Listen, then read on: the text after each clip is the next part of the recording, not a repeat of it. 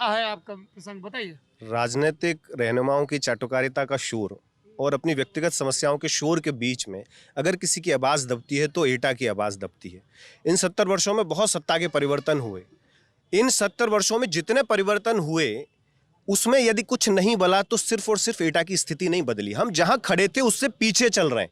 आप आश्चर्य करेंगे, एटा एकमात्र जनपद है पूरे उत्तर प्रदेश में जहां आप बुलेट ट्रेन, मेट्रो ट्रेन और इनका शोर सुनते हैं। हमारे यहाँ सामान्य रेल कनेक्टिविटी आज तक नहीं है।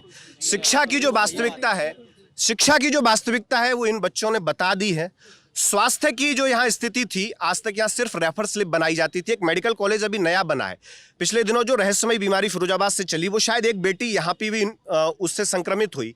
तो जब उसको मेडिकल कॉलेज में ले गए तो जो पैटर्न पहले था कि जैसे ही मरीज आया तुरंत रेफर स्लिप बनाई, उसको आगरा विदा कर दिया। मेडिकल कॉलेज को शुरू होने के बाद यहाँ 4 प्राचार्य आए, उनकी नियुक्तियां होती बाद में है, वो किसी न किसी मामले में पहले हटा दिए जाते हैं।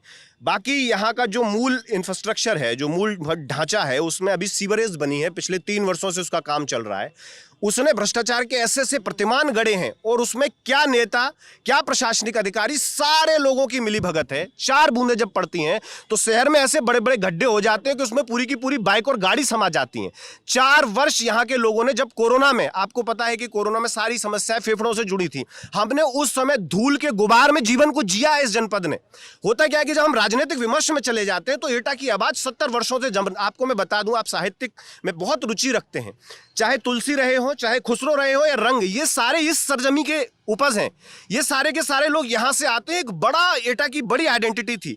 जब फिरोजाबाद बना, वो आज उसे 20 वर्ष हुए। एटा 120 वर्ष पुराना जनपद है। जब आप फिरोजाबाद जाएंगे, जब आप मैनपुरी जाएंगे, जब आप अभी 10 वर्ष पहले जो कासगंज बना है, जब आप कासगंज जाएंगे, जब आप फर्रुखाबाद जाएंगे, तब आप समझेंगे कि एटा आज कहां ठहरा है। और वो इसलिए ठहरा है कि जो ना, आपने जितना विमर्श देखा उसमें व्यक्तिगत समस्याएं थी सबकी, अपने अपने रहनुमाओं की चाटुकारिता थी। जो जिस दल से है वो उसकी बस शाबाशी करने में लगा है। लेकिन कहीं, अच्छा आप बताइए, जब तक शहर बेहतर नहीं होगा, आपको कैसे लगता है कि यहां रहने वाले लोगों के जीवन में कोई परिवर्तन आएगा? आप जिस कार्यक्रम को शहीद पार्क से पहले मेहता पार्क में रख रहे थे, वो ऐसा कूड़ेदान बन चुका है, जबकि वो एटा का हार्ट दिल था, वो पहचान थी इस शहर की।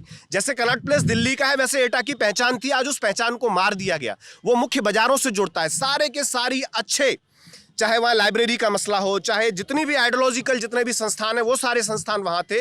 आप सोचिए, उसने अपनी दम तोड़ दी है। लेकिन इस सारे विमर्श में ये सारी चीज़ें पीछे चली जाती हैं। जो नई पीढ़ी है, इसमें ये दर्द है, इसमें ये वेदना है कि ये अपने मुद्दों पर बात कर रहे हैं। ठीक बात है।